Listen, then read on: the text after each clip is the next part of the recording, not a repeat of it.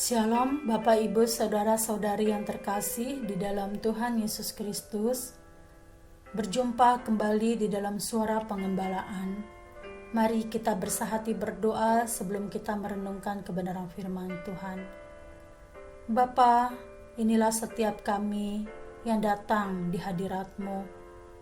Kami bersyukur untuk pertolongan dan juga penyertaan di dalam kami mengarungi kehidupan hari lepas hari yang dianugerahkan oleh Engkau. Pada saat ini, kami siap untuk merenungkan kebenaran firman-Mu. Biarlah Roh Kudus memberikan kepada kami hikmat dan pengertian, bahkan kekuatan untuk kami dapat melakukan firman Tuhan ini. Bersabdalah, karena kami anak-anak-Mu telah siap untuk mendengarkannya. Hanya di dalam satu nama Tuhan kami Yesus Kristus kami telah berdoa. Amin. Saya akan membacakan dari 2 Korintus pasal 12 ayat yang ke-7 sampai dengan ayat yang ke-9. Dan supaya aku jangan meninggikan diri karena penyataan-penyataan yang luar biasa itu, maka aku diberi suatu duri di dalam dagingku, yaitu seorang utusan iblis untuk menggocoh aku, supaya aku jangan meninggikan diri. Tentang hal itu aku sudah 3 kali berseru kepada Tuhan, supaya utusan iblis itu mundur daripadaku. Tetapi jawab Tuhan kepadaku, cukuplah kasih karuniaku bagimu, sebab justru dalam kelemahanlah kuasaku menjadi sempurna. Sebab itu terlebih suka aku bermegah atas kelemahanku, supaya kuasa Kristus turun menaungi aku. Yang berbahagia ialah setiap kita yang membaca, merenungkan, juga melakukan kebenaran firman Tuhan di dalam kehidupan kita hari lepas hari. Di dalam salah satu episode acara Kick Andy, hadir seseorang yang bernama Dwi Krismawan.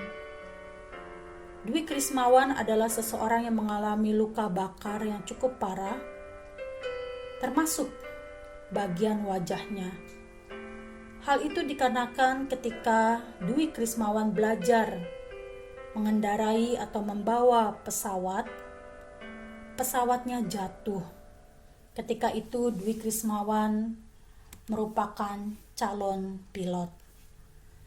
Dwi Krismawan menceritakan bagaimana ketika dia dirawat kurang lebih 1 tahun di rumah sakit, ia ingin mengakhiri hidupnya karena dia tidak kuat untuk menghadapi hari esok dengan perubahan tubuh yang terjadi seketika itu.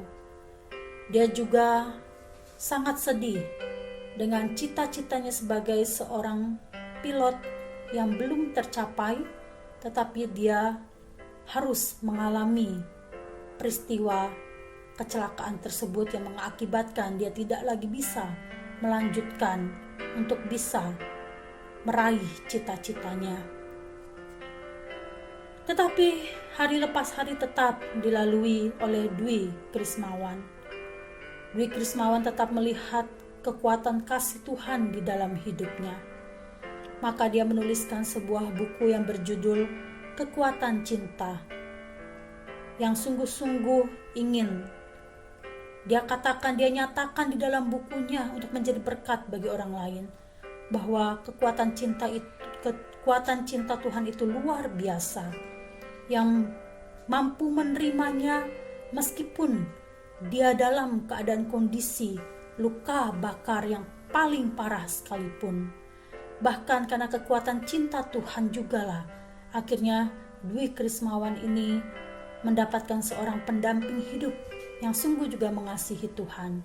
Dwi Krismawan bersama dengan istri melayani anak-anak yang membutuhkan pertolongannya untuk belajar bahasa Inggris, dan itu dilakukan untuk pergi bisa ke tempat-tempat yang terpencil. Kita mendengarkan tentang Dwi Krismawan ini tentulah merupakan sebuah hal yang tidak mudah untuk bisa dilewatinya. Tetapi di dalam kehidupan kita juga punya pergumulan-pergumulan kehidupan.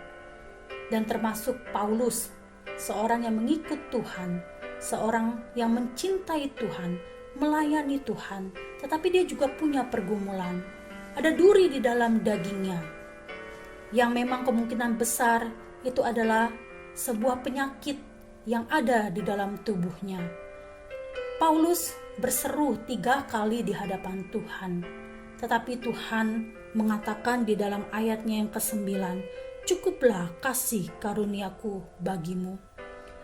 Ketika Paulus tahu bahwa pergumulan itu tidak akan selesai pada saat itu di dalam kehidupannya, Paulus tahu bahwa dia harus tetap menerima pergumulan itu di dalam kehidupannya. Dia tidak meninggalkan Tuhan. Dia tidak pergi dari Tuhan. Dia tidak meninggalkan pelayanan yang sudah Tuhan percayakan. Malahan kondisi tersebut membuat Paulus semakin kuat di dalam Tuhan. Mengapa Paulus semakin kuat di dalam Tuhan? Karena ketika dia tahu pergumulan itu harus dia hadapi, dia mendapatkan kekuatan supaya dia jangan meninggikan diri. Hal itu jelas sekali di dalam ayat yang ke-7 dikatakan, "Dan supaya aku jangan meninggikan diri karena penyataan-penyataan yang luar biasa itu." Paulus belajar bagaimana pergumulan yang ada di dalam kehidupannya itu menjadikan dia sebagai seseorang yang rendah hati, tidak sombong.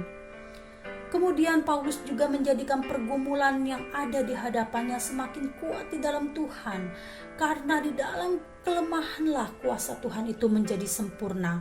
Itu bisa kita lihat di dalam ayat yang ke-9.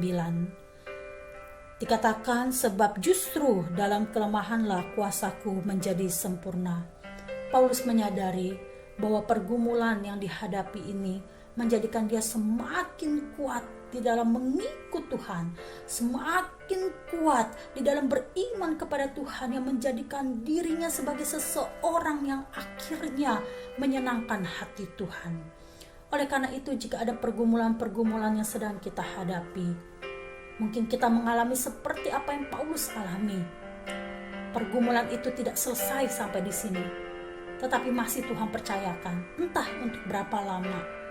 Mari kita mau membuka hati kita di hadapan Tuhan. Mari kita mau menyelidiki bersama dengan Tuhan di dalam hati kita yang terdalam sekalipun. Apa yang Tuhan ingin kita pelajari, apa yang Tuhan ingin kita ubah supaya kehidupan kita menjadi berkat dan semakin kuat mengikut Tuhan. Maka hiduplah dekat dengan Tuhan dan bukalah hatimu. Temukan jawaban itu di dalam pergumulan pribadimu bersama dengan Tuhan. Paulus, dia tahu bahwa pergumulan itu sangat bermanfaat untuk dirinya, sehingga menjadikannya sebagai seseorang yang rendah hati dan tetap melihat kuasa Tuhan yang sempurna di dalamnya. Amin. Mari kita berdoa. Bapa di dalam kerajaan surga, tolonglah setiap kami untuk kami tetap mau dekat hidup dengan Engkau, sehingga di dalam pergumulan yang kami alami, kami tahu bahwa kami harus membuka hati kami untuk kami juga terus dibentuk oleh Engkau, menjadikan seseorang yang akhirnya menyenangkan hati-Mu. Kami mau hidup semakin kuat di dalam Engkau, Tuhan. Kami mau semakin teguh di dalam Engkau, untuk kami boleh memiliki kehidupan yang akhirnya juga menjadi berkat bagi orang-orang di sekeliling. Terima kasih. Kami berdoa hanya di dalam satu nama Tuhan Yesus Kristus yang hidup. Amin. Tuhan Yesus memberkati kita semua. Sampai bertemu di suara pengembalaan selanjutnya.